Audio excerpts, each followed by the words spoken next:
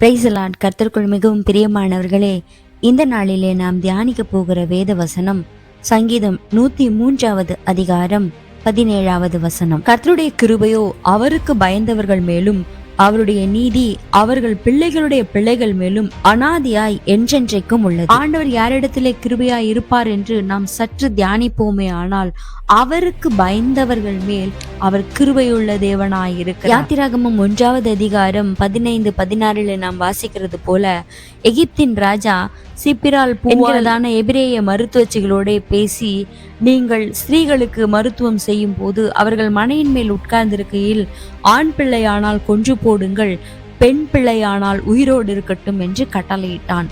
ஆனால் நாம் 17வது வசனத்திலே வாசிக்கிறோம், மருத்துவச்சிகளோ தேவனுக்கு பயந்ததினால் எகிப்தின் ராஜா தங்களுக்கு இட்ட கட்டளையின்படி செய்யாமல் ஆண் பிள்ளைகளை உயிரோடே காப்பாற்றினார்கள் என்று. அதன் விளைவாக 20-21 நாம் வாசிக்கிறோம், இது நிமித்தம் தேவன் மருத்துவச்சிகளுக்கு நன்மை செய்தார். 21 மருத்துவச்சிகள் தேவனுக்கு பயந்ததினால் அவர்களுடைய குடும்பங்கள் தழைக்கும்படி செய்தார் என்று. இதை சற்றே நாம் தியானித்து பார்க்கும் போது, அந்த காலகட்டங்களிலே எகிப்திய சாம்ராஜ்யம் என்பது ஒரு பெரிய சாம்ராஜ்யம்.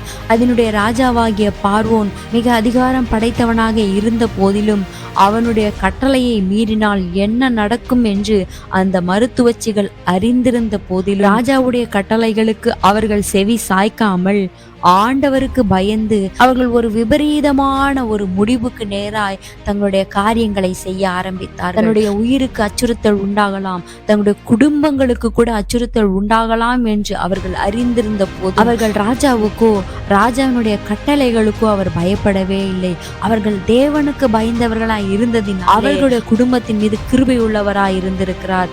அந்த மருத்துவச்சிகளுக்கு மாத்திரமல்ல, அவருடைய குடும்பங்கள் தடைக்கும்படி ஆண்டவர் கிருபை செய்திருக்கிறார். நம்முடைய வாழ்க்கையில கூட எந்தெந்த காரியங்கள்ல ஒரு தடை இருக்கிறதோ, ஒரு குறைவு உண்டாயிருக்கிறதோ, ஆண்டவர் அந்த இடங்களில் கிருபை செய்ய வேண்டுமே. ஆனால் நாம் அவருக்கு பயந்து வாழ வேண்டும். எல்லா விதங்களிலும் ஆண்டவருடைய கட்டளைகளுக்கு நான் கை கொண்டு நடக்கிறேனா, அவருடைய பிரமாணங்களின்படி வாழ்கிறேனா என்கிறதான சிந்தையோடு ஆண்டவரை பிரியப்படுத்தி அவருக்கு நாம் பயந்து வாழும் போது நிச்சயமாகவே நம் மீதும் நம்முடைய குடும்பத்தின் மீதும் நம்முடைய குடும்பத்தில் உள்ளவர்கள் மீதும் அவர் கிருபையுள்ள தேவனாய் இருப்பார்.